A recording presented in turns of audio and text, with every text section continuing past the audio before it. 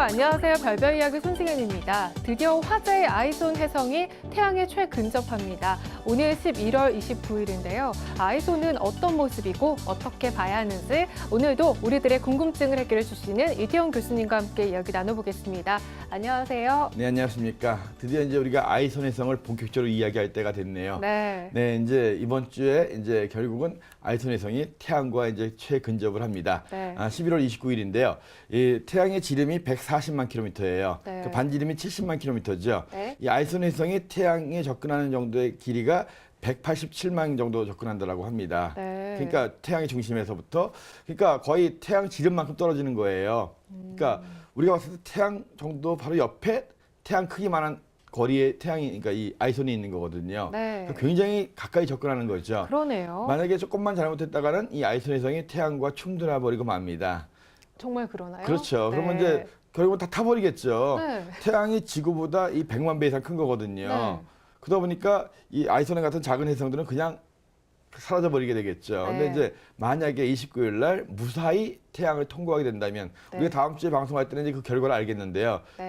그렇게 되면은 이제 이 새벽 하늘에서 엄청나게 밝은 이 아이손 혜성을 볼 수가 있습니다. 그래서 아이손 혜성이 이제 11월 30일 날 이후에 우리가 네. 볼 수 있다라고 한다면 12월 초에는 고도가 좀 낮아요. 한 5도에서 10도 정도. 근데 한 12월 한 10일 정도가 되면 20도 이상 올라옵니다. 그래서 현재 예상되는 밝기로는 금성 정도는 밝아질 것이다. 근데 이 밝기가 시간이 지나면서 태양에서 멀어지기 때문에 굉장히 급격하게 좀 낮아지죠. 네. 근데 한 11월 중순 정도까지는 그래도 밝은 별 정도, 1등급 정도의 밝기는 보일 것 같아요. 그래서 당연히 도시에서 볼 수 있는. 그래서 네. 12월 첫 주가 이 아이손 혜성을 볼 수 있는. 네. 그렇지만 늦잠 많이 주무시는 분들은 안 됩니다. 새벽에 볼 수 있습니다. 네. 저녁이면 참 같이 보기 좋을 텐데요. 새벽 네. 하늘이거든요. 그래서 11월 29일 이 혜성과 태양이 충돌을 할 것인지 네. 혜성이 만약에 11월 29일 날 무사히 태양을 통과하게 된다라고 한다면 우리가 다음 시간에 이제 본격적으로 이제 관측 방법을 알려 드리겠는데요. 네. 아무튼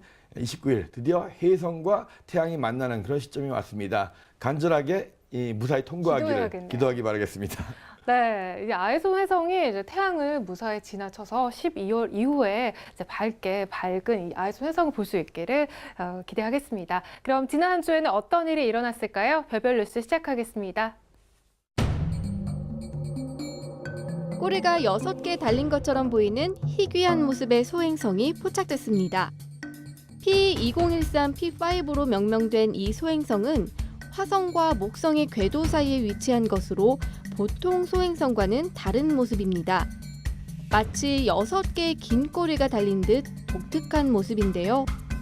연구팀은 이 꼬리의 정체를 소행성이 빠르게 회전하면서 표면이 떨어져 나가 생긴 먼지로 파악하고 있습니다.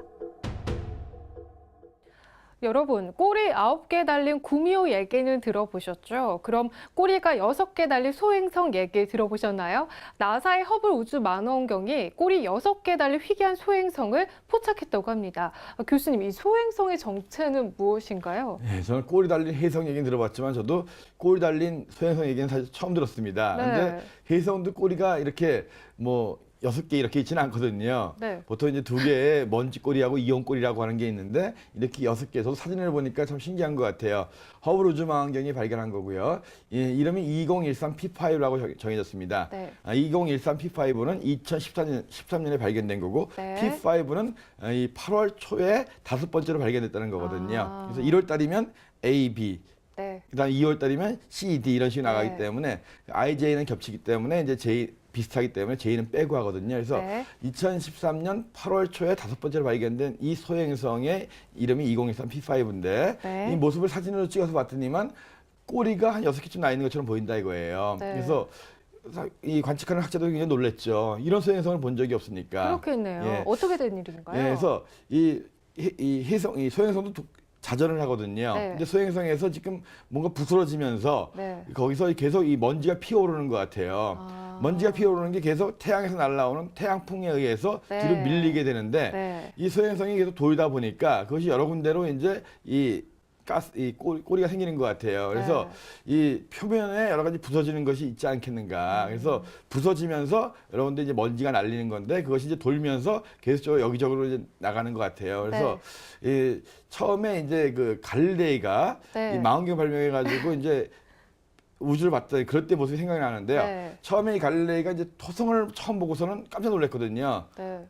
작은 망원경이니까 토성의 고리가 귀처럼 보였거든요. 그래서 귀가 달린 행성이라니 하면서 깜짝 놀라가지고 이 얘기를 듣는 사람들이 나를 그렇지 않아도 미쳤다고 생각하는데 더 미쳤다고 생각하겠구나 이렇게 생각을 했는데 이번에는 꼬리 6개 달린 소행성. 아마 이게 처음 본 학자들도 믿지 않았을 것 같아요. 근데 이제 지금은 사진이 워낙 좋다 보니까 그것이 정말 먼지가 피어오르는 것 같다라는 것이 이제 확인할 수 있으니까요. 근데 아무튼 거의 이 소행성은 화성과 목성 사이에 있는 거거든요. 그러니까 제가 발견한 통일이란 그런 소행성도 화성과 목성 사이에 있는데요. 그 형제인 것 같은데요. 소행성이 이제 수명이 다해서 이제 부스러지는 그런 단계인 것 같아요. 그래서 이 부서지면서 먼지가 피어오르는데 그 먼지가 자전하는 과정에서 태양풍에 밀려가지고 6군데로 꼬리가 생긴 그런 모습인 것 같습니다. 네, 이 소행성 꼬리의 정체는 먼지였네요. 별별 뉴스에서 다음 시간에 전해드릴 새로운 소식도 기대해 주세요.